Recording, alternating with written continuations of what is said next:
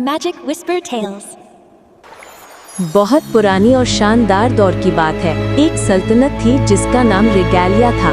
ये सल्तनत अपनी खूबसूरती, बड़े और रोशन महल और हर तरफ हरियाली के लिए मशहूर थी। यहाँ के बादशाह किंग थियोडोर बहुत जहानत और इंसाफ के लिए जाने जाते थे, मगर उनका स्वभाव सख्त था।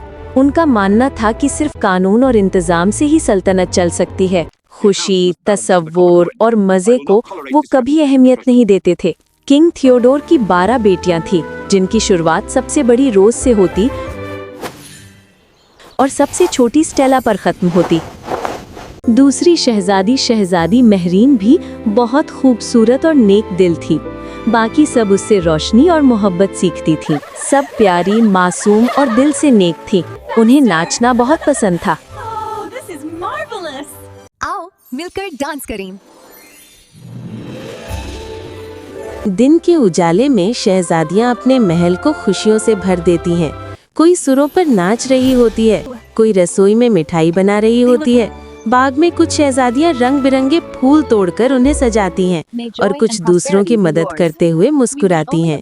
उनका हर दिन रोशनी, मेहनत और खुशबू से भरा होता है। मगर बादशाह की सख्ती ने उनकी खुशी को कैद में बंद कर रखा था। जब वो कभी कमरे में छुपकर नाचती तो बादशाह को पता चल जाता और वो गुस्से से आकर कहते, ये बेकार हरकत तुरंत रोक दो।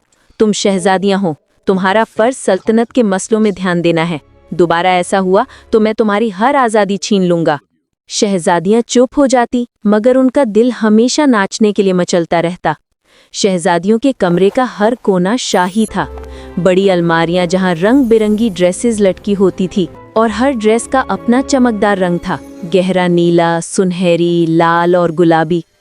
किंग थियोडोर ने अपनी बेटियों की हर जरूरत का ख्याल रखा।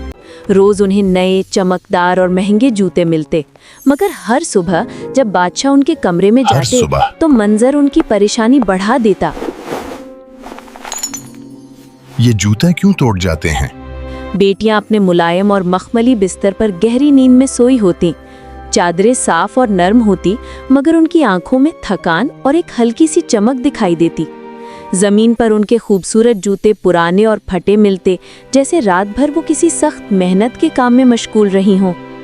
महल के खिदमतगार हैरान होते, ये कैसे मुमकिन है? रात को इन जूतों के साथ क्या होता है? बादशाह बहुत परेशान हो गए और सोचने लगे, पता नहीं ये क्या राज है। ये कोई जादू है या कोई चालाकी? जबकि हर रात उनके दरवाजे पर 2 सिपाही हमेशा पहरा देते। महल के दरवाजे बंद होते और हर खिड़की को बंद कर दिया जाता था। बादशाह के हुक्म पर शहजादियों के कमरों की छानबीन की गई। हर दीवार, हर कोने, हर पर्दे के पीछे तक देख लिया गया, मगर सब कुछ ठीक था। कोई रास्ता, कोई दरवाजा, कोई निशान नहीं मिला। सिर्फ एक ही रास्ता था, उनके कमरे का बंद दरवाजा। और ये बात सबको और ज्यादा हैरान कर गई। हुजूर, हमें कोई रास्ता या निशान नहीं मिला।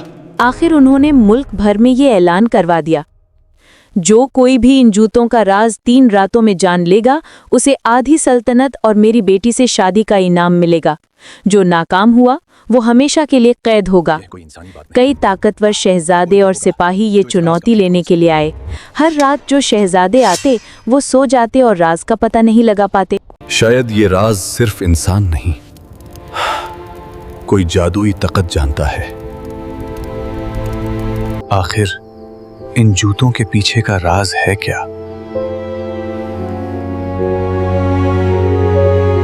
शहजादियां इस बात पर मुस्कुराती हैं कि कोई भी उनका ये राज नहीं जान सका।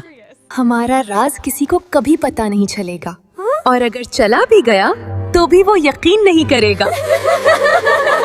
बादशाह को हर रात हैरानी और निराशा होती।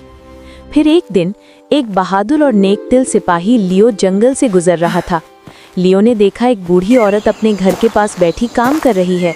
सामने एक सुनहरा पेड़ था जिसमें लाल और पीले फल लगे हुए थे। बूढ़ी औरत ने कहा, बेटा, क्या तुम इस पेड़ से फल तोड़ दोगे? मैं बहुत बूढ़ी और कमजोर हूँ। लियो ने मुस्कुराते हुए पेड़ से फल तोड़े और बूढ़ी औरत को दिए। बूढ़ी औरत ने उसे एक चांदी की जादुई अंगूठी दी।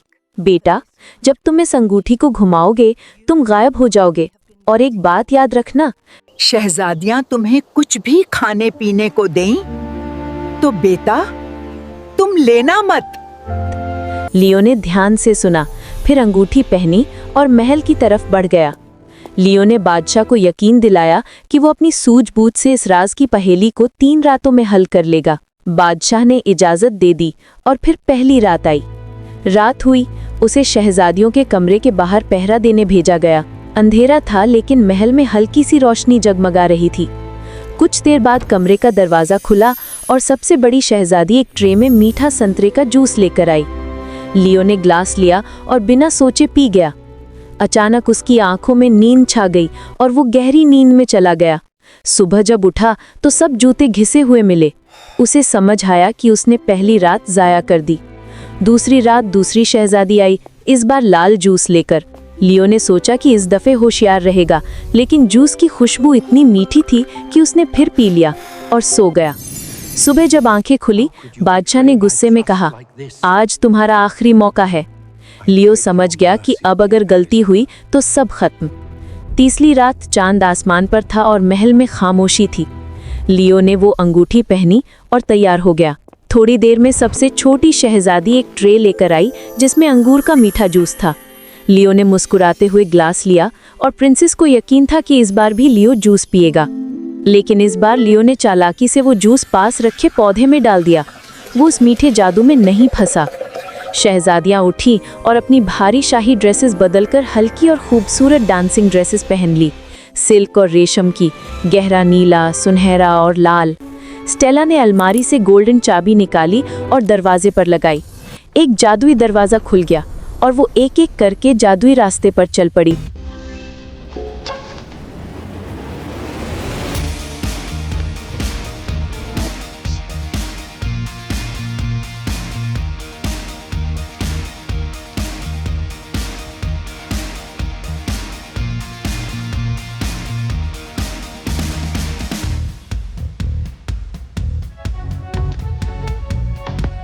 लियो गायब होकर उनके पीछे चलता रहा।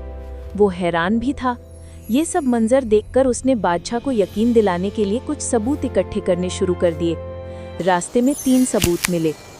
उसने एक सिल्वर लीफ तोड़ा, फिर आगे जाकर हीरे का फूल तोड़ा और झील के किनारे से नीला जादुई मोती उठाया जो नीली झील में तारों की तरह चमक रहा था। झील में सुनहरी नावें चमक रही थी। सब एक एक करके बैठ गए। नदी पार करके वो सुनहरे महल पहुंची। जैसे ही चांदनी ने जमीन को छुआ, एक सुनहरा महल अपनी रोशनी से जगमगा उठा। उसके दीवारें जैसे सोने से घड़ी हुई थीं और हर मीनार से निकलती रोशनी आसमान तक जा रही थी। झील के पानी में उस महल का अक्स एक सपने जैसा लग रहा था, जहां हर कोना जादू और राज से भरा था।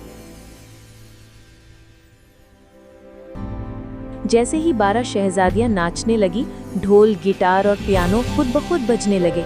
शहजादियां दिल खोल कर नाचती रहीं।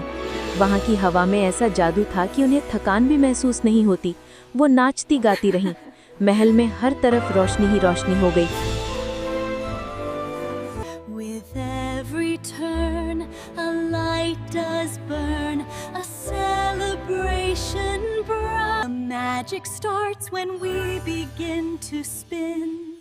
Twirling freely, let the joy flow in. 12 hearts beat as bright as the stars above. Together we shine, the magic divine.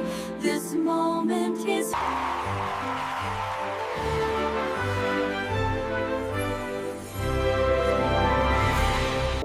और सुबह होने से पहले वो वापस महल आकर अपने नरम बिस्तरों पर सो गईं। लियो भी सुबह होने से पहले वक्त पर दरबार में आ गया।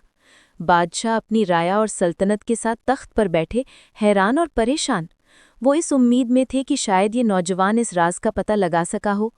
लियो को बुलाया गया।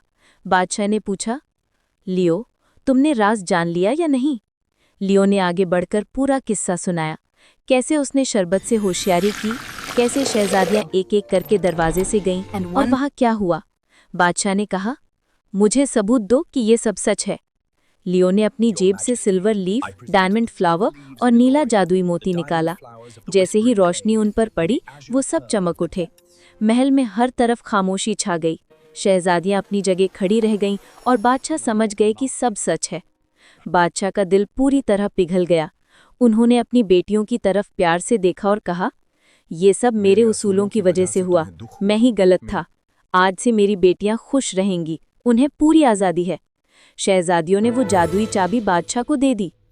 बेटियों ने बादशाह से माफ़ी मांगी और वो उदास भी थीं कि अब वो डांस नहीं कर सकेंगी। बादशाह ने वो जादुई चाबी सबके सामने आग में जला दी।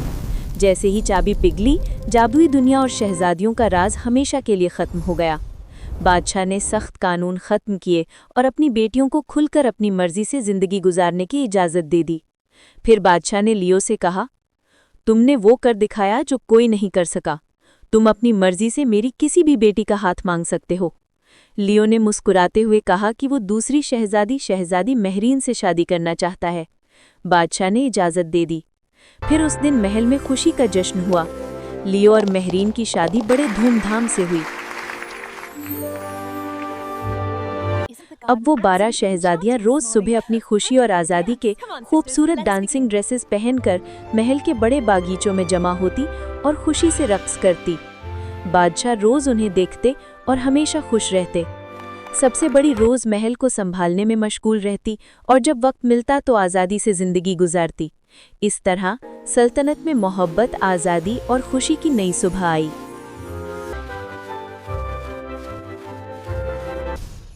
Don't forget to subscribe for more magical tales.